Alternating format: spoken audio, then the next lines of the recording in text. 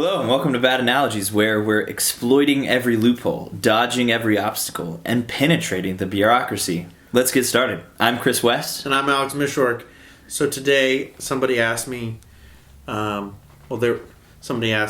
were asking me what my favorite movie is. Yeah. And, of course, that's obviously a very difficult question. I mean, this is a very important question to answer. Absolutely. How you answer it is not only, it's a reflection of who you are and really what you're all about. No, it is. It is. It's very important. And, of course, my go-to, my safe go-to, it tells you something, but, it's sort of a safe answer, is to say The Incredibles. And before I even answer, they go, not an animated movie. Right. So they're predicting a safe answer. Yeah. And I said, well, I have different, you have different favorite movies for different reasons or purposes. You know what I mean? Like the way I look at movies, obviously, per our title here, is I use movies to explain certain things, in the world. I think as directors do. So, for instance, I did tell them I'm just a sucker for Christopher Nolan movies. Yeah, me too. I just have accepted it, admitted it. I know that it's a very specific slice of time. Yeah. As far as the people are just really passionate about Christopher Nolan movies, and that's kind of where I'm at. I thought you meant his movies. No, time. No, yeah, time. No, I'll do a time. It's us. It's always been us from the beginning. Yeah. So I told him, I like The Dark Knight. I like Inception. I like these, and I like movies that you can sit back and think about for a while, and they get better rather than them getting worse. And then obviously ones that you can use as analogies to sort of explain, like, you're just in a social setting and you're like, this is exactly, it's very meta. I like being meta with movies. But also another movie that I mentioned, which is a very nostalgic film, very nostalgic, is Catch Me If You Can. Have you seen Catch Me If You Can? I love Catch Me If You Can, yeah. Leonardo DiCaprio. Yep. Tom Hanks. And I said that, and one of the students said, it was a really niche quote from the movie. It was like a very specific quote that I did remember after they said it, but I said, I like Catch Me If You Can. And one of the girls said, do you always work on Christmas Eve? Yes. Which is a really awesome scene in the movie. Yes. And but something that I note about that movie, in addition to the fact that it has that nostalgic, he's an airline pilot in the glory days when being a pilot was super cool. Yep. He's a doctor and a lawyer when obviously these things are still areas of prestige. Yeah. But back in the 50s or 60s or something, this was he was pretending to be the coolest people ever. He's just this cooler. Yeah. Anyways, so I like Christopher Nolan movies. I told him I like Christopher Nolan movies, but I also really like I like Catch Me If You Can because it's also a true story. The guy he did all of these things for real, and also doing that. What I like about that movie and that story is it highlights the fact that in the 60s, 70s, 80s, and even into the 90s, so much stuff was not monitored by computers or cameras.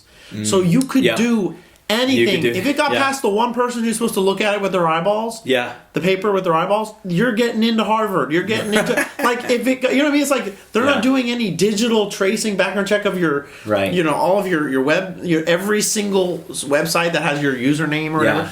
There's none of this. Yeah, he had a typewriter basically that he was doing gluing checks. And he's using the bathtub of warm water to loosen stickers off of checks to put them on other checks. I'm so good. You could do that and Christopher Walken. Where you going? Where you going tonight? So a duck walks into a drugstore.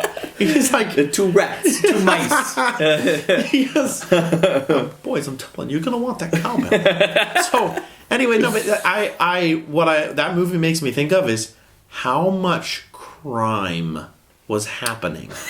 Yeah. Now it's the hackers, the reign of the hackers, and there's crime still happening. But what I'm saying is it's crazy to think if he was able to do that stuff and most of it was just not verified. Nothing was really checked or verified. Right. How many crimes, because there were not cameras on the corner or inside buildings, there was probably so much stuff going on like that. Yeah. The end of the story, the good part of the story is he starts working for the FBI and starts spotting counterfeits or spotting con artists and that kind of thing.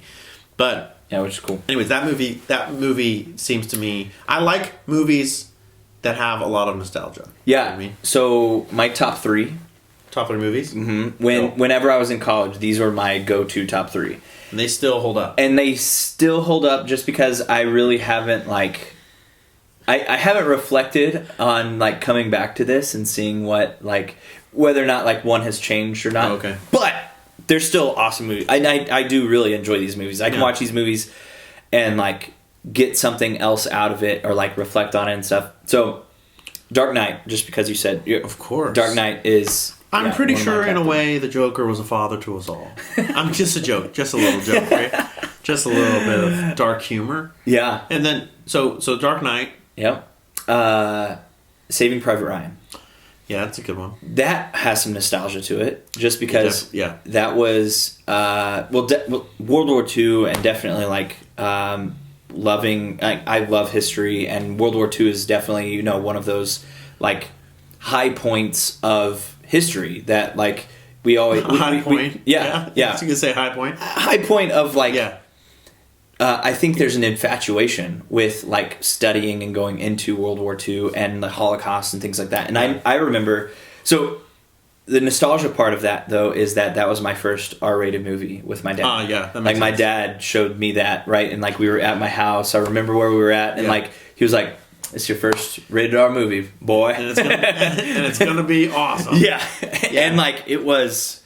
Intense. That first scene is crazy. Is just nuts. I don't know if this is true, but I mean, I heard that they showed Saving Private Ryan to like war vets from World War II, and a lot of them wanted out because they said that it was too real. Like footage. They said it looked like footage from like what they experienced, and they just didn't want to do that again. Yeah, and so Steven Spielberg did an awesome job with that. Yeah, which is simultaneously awesome and just really messed up. Yeah, like, it's like for sure.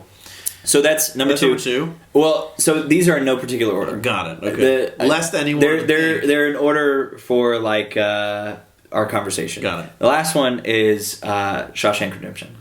That movie is super nostalgic. Yeah. Nostalgic. Nostalgia. I just said nostalgia.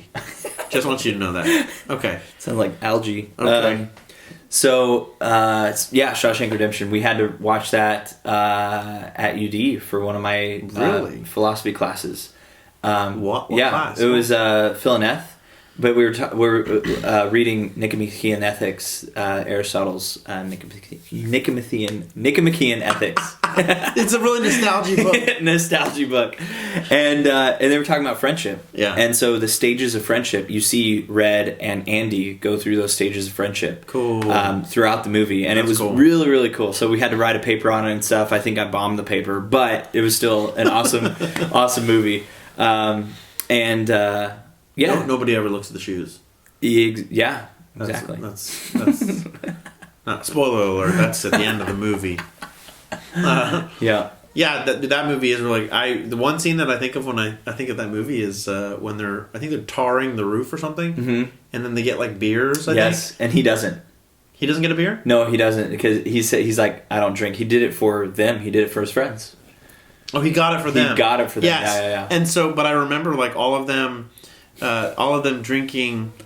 That's like, they're all drinking beer, and you're like, it looks so. The beer awesome. Looks like that's the greatest beer. It does ever. look. It does, yeah. and your brain just imagines it because also they set it up well with the context of like just heat and suffering and just prison, and you're like, wow, the amount of joy. Yeah, and it does. You really do. It's like the amount of joy you would get if you were deprived of all things, just to get something as comforting or as familiar as something like a cold beer or like a burger or something like that. Yeah. For a small minute. Yeah. Was it who makes that movie? That one wasn't Spielberg. I don't remember. But for 1 minute, the director made all of us kind of wish that we could serve a life sentence in prison to drink a beer. To just drink a beer, to have that taste. That's how good he made beer look. Because everyone was kind of like, man, I wish I was in prison. Like, you're just like, because think about how many people watch that movie who are lonely, have no friends, and also like, beer has no savor for them anymore. And then they're just like, man, I wish I could be in it. But part of the experience of that beer is friends and community, right? And like that is a really, really cool scene. Love that.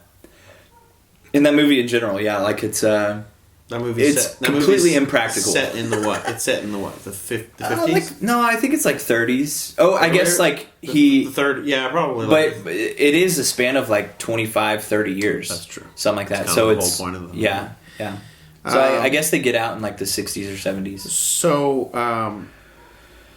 yeah, I mean, like back then. What I really want to talk about. Yeah. But I have no idea how to transition to. Cool.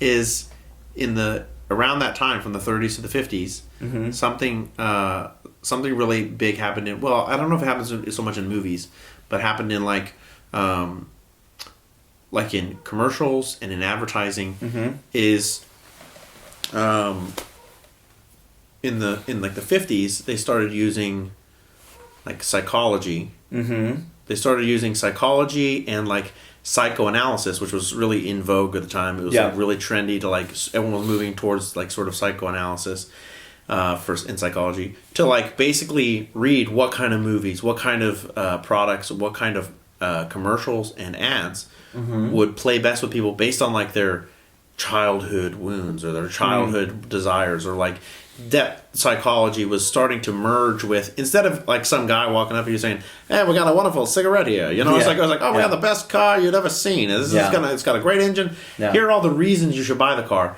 Sales went from reasons to buy the car, and I know this has nothing to do with movies, but like when you think of those old timey movies and those nostalgic things, like there was a time when marketing was very much like, and you see these old commercials for cigarettes or cars, and there really are just like, it's the best car, you know, ever. Yeah. And then now they still brag about the stats and everything, but that's almost like a vestige of an older world where they had to do that. Yep. But what they started doing is they started selling people like, the commercial's not selling the people paper towels. It's selling women at home a perfect living room. Kids running around with no mess. Yep. Dogs running through the house with no, mud. Yep. And perfect fitting jeans. So they're not selling paper towels. Simon Sinek is a business guy, and he talks about the golden circle.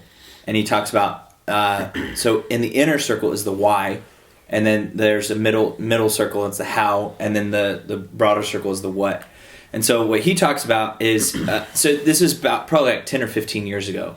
And he talks about the differences between Dell and Apple. Okay. And what Dell marketing would do is like, dude, you're getting a Dell. You remember that guy? Nope. Okay. Wow. Nice. That's insane. So, but there were commercials about like Dell computers, and like it would show a computer, and like it would like show the different kinds of computers and how the price on it and stuff. And so inadvertently, or like there were some points or some, of like the why. But what he said is that what Apple does is you might see the product, or even like Coca-Cola. Coca-Cola, I think, is a better example, just because we know the effects of Coca-Cola. If you have like 3 Cokes a day, and like for your whole life, that's not good for your health. You become like, everyone objectively knows that that's not good, right? Yeah.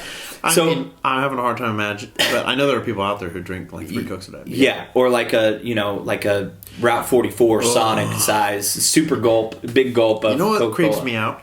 I'm sorry for anyone who, our listeners, if you're in this boat, but you can drop us because I don't want you following us. What creeps me out is seeing somebody drinking like a 40-ounce like gas station soda, like filled with like Coke or something, at like 6 a.m. Like to me, that is like if you probably like anime. I mean, like there's something has gone wrong. Yeah. In your human development that you would be like, drinking soda at 6 a.m. is normal and good. That makes sense to me. Yeah, but a 24-ounce coffee, that's fine. That's perfect. Okay, look, it is a different. Okay, bubbly soda. It is. No. So here's Simon Sinek's point, right? The why, how, what. So when you watch a Coca-Cola commercial, name me any commercial that like pops in a head about Coca-Cola. So polar bears skating on ice, right? Skating on ice, North Pole, and their slogan is like open happiness. Yeah, right. so they focus on the why you want this. Yeah. They don't focus on the what. If they were to focus on the what, they would say it's high fructose corn syrup. It's like it'll rot your teeth out in 50 years. Like that's what they would say if it was the what. Yes. But what they get to in their marketing and their advertising is the why. And so like that's just your point. Like the 50s and like they we got a wonderful sarsaparilla here. A wonderful, delicious, smooth flavor. What is it? How many flavors in Dr. Pepper? 23. 23 flavors in Dr. Pepper. Yeah. But yeah, I mean, the what used to be the selling feature. Yeah. And now it is like you said, the why. It is the why. But I think that, what Simon Sinek's point is that it's not about the product. No, it's not about the product. It's about the life it's about the life that you're selling that product is alleging to bring you. Correct. Which is the perfect housewife. Has nothing to do, the perfect life, the happy, clean, put together life. Mm-hmm. Has anything to do with the paper towel brand. Yeah. Right? But everything else is out of place except for that one thing that this paper towel is fixing. Yeah. You know what I mean? Everything else is awesome. Yeah. And I think that a big shift happened. At least I think the guy's last name is Packer, who writes the book. There's a book called Hidden Persuasion. Not Todd Packer. Not Todd Packer. But there's a guy named Vance Packard. Vance Packer. He wrote a book called The Hidden Persuaders. And he talks about that shift that happened around the 50s, where we moved from the I don't know if he used that language, but we moved from the what to the why. Right. And there's sort of a dark underbelly to selling. I mean, he goes in, there is like psychological data as far as like what people associate with it, what sort of emotions it evokes, what desires, both good and bad, it causes them to have. Yeah. Why does a man want the red sports car rather than the totally practical and would enhance his life in every way, minivan? We would all know the obvious reason for that. But what he's saying is like, why is there even, now companies are really trying to play into, at obviously 50, 70 years later at this point. This is a dated book. But it was funny because when I was reading that book, at the time, this is a number of years ago, he said the easiest way that psychologists found, like the easiest way to increase sales on like a normal year or a stale year in a product, if you don't have a new product, is simply to offer the product in a new color. And that it's just totally irrational. It's not totally irrational. People like variety. But basically, as I was reading that book, Apple released the iPhone C, which was like the first time they ever added colors. And I thought to myself, I watched all the commercials. I was reading this book, I watched all the commercials, and they didn't list one new software or hardware change. They just talked about the quality of that hardware, the quality of these things, the reliability, the same old, what you love. And then it was like, now offered in all your favorite colors. And I was like, this is it. This is exactly it. So, anyways, I think marketing is super powerful. It's pretty interesting. Yeah. It's pretty interesting. It can be a little bit, it's a little frustrating. Once you do a little research into what goes into marketing. Yeah. I'm not going to say it doesn't work. It still works on us. Oh yeah. But when you watch commercials and stuff like that, and you watch ads, and when you watch previews or stuff, it does sort of kind of dim it a little bit for you as far as how much you enjoy it, because it's like, this is so manipulative. Yeah, and I know this might not be what, like, one of the things I took from the Golden Circle was actually, so in a positive light, the faith life, like with our Catholic faith, a lot of times when you say Catholic, people think about the what? The what? People think about the rosaries and like the Pope and Mary and the saints, and not saying that those aren't important, but like what they, but the why. I got a wonderful religion for you. Yeah. we got rosaries, and we got berries, and we got statues. We got popes for years. We got paintings. We got multiple popes at one time. Emeritus, I mean. But I think that, a lot of times we forget the why. And when we're marketing our Catholic faith, we forget the why. So you're saying you should manipulate. We should. No. You're saying we should become hidden persuaders. No. Oh, okay. So, but what you're saying is though that like by sometimes, and I think this is maybe true. Like for instance, if we took this in a sense where even if you're arguing with somebody, let's just say not necessarily about the faith. Mm-hmm. Let's say you're having a really heated debate about politics. Okay, or let's say you start a conversation and you know already based on that how you know this person, whether or not what you've heard. Let's say you guys already have diametrically opposed viewpoints, right? Mm-hmm. Let's just say that you have totally different viewpoints and you know it. Okay. Yeah. In my experience, and this is, I've gotten into so many pointless arguments. Yeah. I have found myself at the end of conversation saying, I really did the wrong thing. I really should not have. Especially in this context or this dinner or this something, like I shouldn't have gone full throttle into like what the what the what's and you know where I'm going with this. Like when you know that the person, you really should spend all of your time in the conversation making them getting to a point to where they feel convinced and certain that you understand why they hold a position. Like, why is it because of your grandma lives in this country or state? Yeah. Is it because you have a family member who's struggling with this disease? Is it because you have a friend or someone with that relationship issue or orientation or something? Yeah. Like, really, if you already know that, if they've indicated to you that like we're gonna butt heads or disagree, and now we're gonna go what for what or point for point on why you're right, or like what your position is, it's much better to like get to a point to where the other person truly feels and knows that you understand why you hold the position. Why is that important? Because if you even have any type of remote desire for them to come to your way of thinking, that literally will never happen if they think for the whole duration of the time that you haven't first understood why they have that position. What the why is. Yeah. What the why is. Because Chris Voss in his book Never Split the Difference on negotiation says that in sales and that kind of thing, like until the customer or the other person that you're debating with or negotiating with says that's right, you'll never make the deal. You'll never convince them. You'll persuade them. So the doctor who doesn't want to take the example that he gives is like the doctor who doesn't want to buy the new drug that the sales the pharmacist is selling or the company's selling. The example is the person is the doctor's, I'm competent. I know what my patients need. I don't need if I haven't heard about it, I don't need it. And I don't want to experiment on my patients. I don't want to use anything that's risky. If it's not tested, I don't want to be a tester. And the saleswoman, and this is sort of a real example he gives, is the saleswoman says, it seems like you really care about your patients and you want to give them everything that's the best stuff and you don't want to put them at risk. And she says that it was like total change it was like a different face, a different person. Yeah. She was encountering the real person for the first time. And he goes, that's right.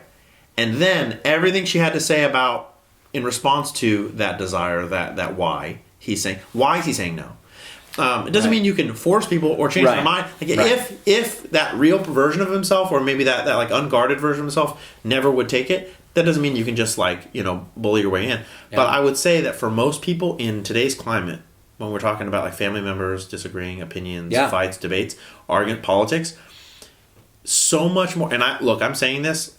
I think this and I know this, and I always forget it at the start of debates because it's so desirable to get in a fight. You love everyone wants to be right. Yeah, for sure. And it feels like by expressing their viewpoint accurately, honestly, and like totally thoroughly, that in some ways you're saying they're right.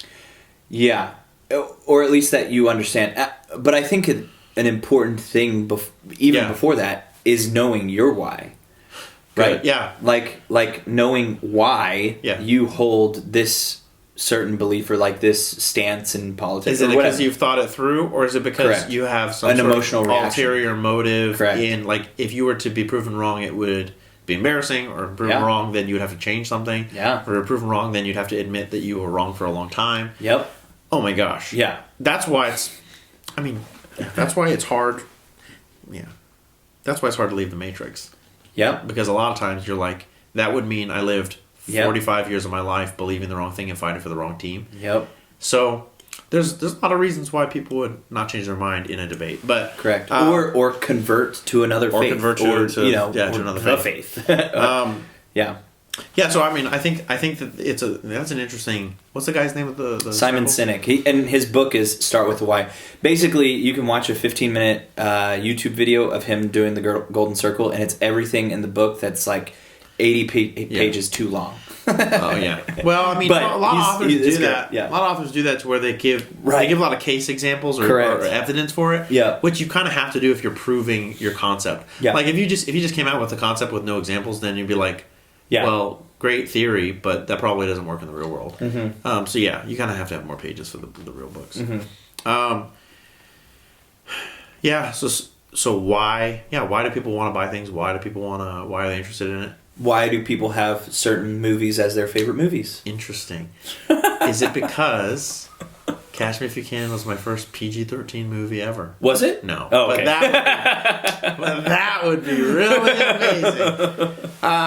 Yeah, I mean, Saving Private Ryan. But you think about it, we can tie it back. We can make more than a superficial connection here. Like, you did tell me, like, it's not because it's the biggest plot twist or just the most action-packed. Like, it's because, or the first thing you thought of was, it's because I was with my dad watching my first adult, like, I was included in the adult, you know. He told me his experience with seeing it in theaters, and he wanted to share that with me. See, and that's a why. That's a why. Absolutely. Right, yeah. Totally. Yeah. Yeah. I mean, if you... Yeah. And if you took... I have one. This is... I would say it's embarrassing, but I have zero shame about it. I'm not proud of it, but I'm not ashamed of it either. My Little Pony. No, so when I was a kid... Yeah. As far as a why goes, and I would just get roasted. I have gotten roasted for this as an adult, which is fine. But when I was a kid, my dad would... If we went to, like, Outback, or my dad took me to, like, a place where there was a bar, and... Sometimes we would sit at the bar. Mm-hmm. And when I'm like little, when you're like 9 or 10 or something, and you're sitting at the bar with just your dad, you know, whether or not that was a great thing for me, still, it was like, we would watch golf or whatever the heck was on, right? But it was when you're with your dad, right? Yeah. That's regardless of what it is, it's like Saving Private Ryan. Could have been any other movie. Yeah. I remember loving this movie. I want you to experience it. Same thing. It's like when you're sitting and you're sitting talking with your dad, or I would get a Shirley Temple when I was a kid. Nice, dude. Shirley Temples were awesome. I loved Shirley Temples. The why. Yeah. No one, but the thing is that's everyone only sees the what. Yeah. And when if you get now, I don't get Shirley Temples. Yeah. That often, but I did not too long ago at dinner with a group that I knew would roast me for it, and I did it on purpose. I did it on purpose because I knew that I would get totally roasted for it. Yeah. In any type of company that I would want to not embarrass myself, I wouldn't, because I don't want to talk about that story either. But I'm saying is like, but the why there, it is really important to ask people, like, don't go around saying, like, I'm not saying you shouldn't go, Shirley Temples are the worst, or Saving Private Ryan was, you know, a dumb movie. It's like, if you ask people, like, why do you like that, at least before you give it, and I give commentary way before asking why all the time.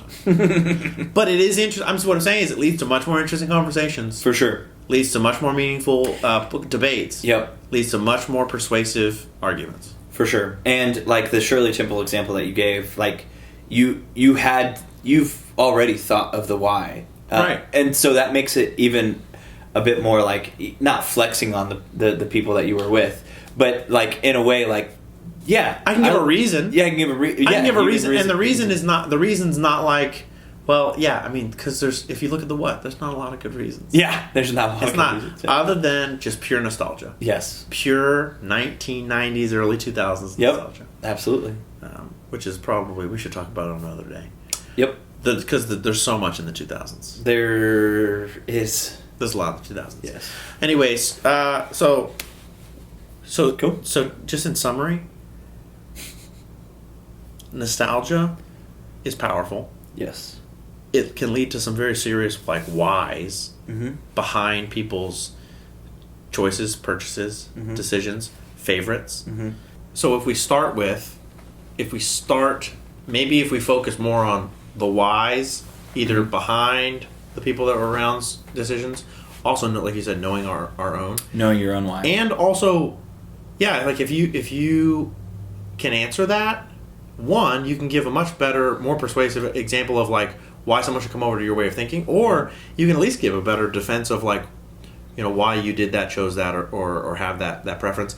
I think today, this is kind of like the last thing I'll say, is what frustrates me, and I will say this frustrates me often, is I ask people why they like something. And we're talking about something they said they like. They enjoy it. It's their... And I say why, and they have the most shallow or like no reason. And if you ask me why do I like The Dark Knight? Yeah. If I don't know right then, I'm going to spend time like feeling it out and giving you reasons and trying to figure it out, because when you ask me why, I want to know. Yeah. And then I enjoy it more, but the problem is today people are only just used to the like and the dislike button. Yeah. And like that's the end of it. And they don't think about why. Think about why. Yeah. And so what does that mean? It means they're way easier to manipulate or persuade, because if they don't know why they like the things that they like, they're not going to find more of those things. And also, it's kind of like that phrase where it says, if you don't know what you believe, you'll believe anything. Yeah. It's like if you don't know why you like something, you'll probably like whatever people tell you to, more or less. And there's not a lot of thought to it. So manipulation. Or pure nostalgia just works on you. Emotion. For sure. Anyways, I think I'm looking forward to the day, right, when this podcast is just pure nostalgia for some people. And then and then think about it. And then like 40 years from now. 40 years from now, the boomers of that, whatever that is, the boomer of that time, which will be generation us, like AZ. They're gonna be listening to this and they're like, look, this show's about nothing, but man, I remember the days when I was, and my dad introduced me to the Bad Analogies podcast, and son, you want to hear your first podcast? And when I was a kid, when I was young, I listened to Bad Analogies because I had nothing going on, but I want to invite you, son, into that experience, and then yeah, that'll be the day. The Retro Comeback podcast. It'll be like a recreation of us on a hologram then. Back when I started watching Bad Analogies, it was just a banner. Right? It was just a logo. They didn't even have audio visual. Now they've got holograms. And Chris and Alex are both dead, but they're doing virtual. Their virtual software as algorithm is basically reenacted and a synthesis of all of their catchphrases. Right. Now you can watch Bad Analogies forever into the future. Customize your own episode. And you can put the words in their mouth. Anyways. Well, with that, we'll wrap it up. This has been Bad Analogies with Chris West and Alex Mishwork. Thanks for joining us. We'll see you next time.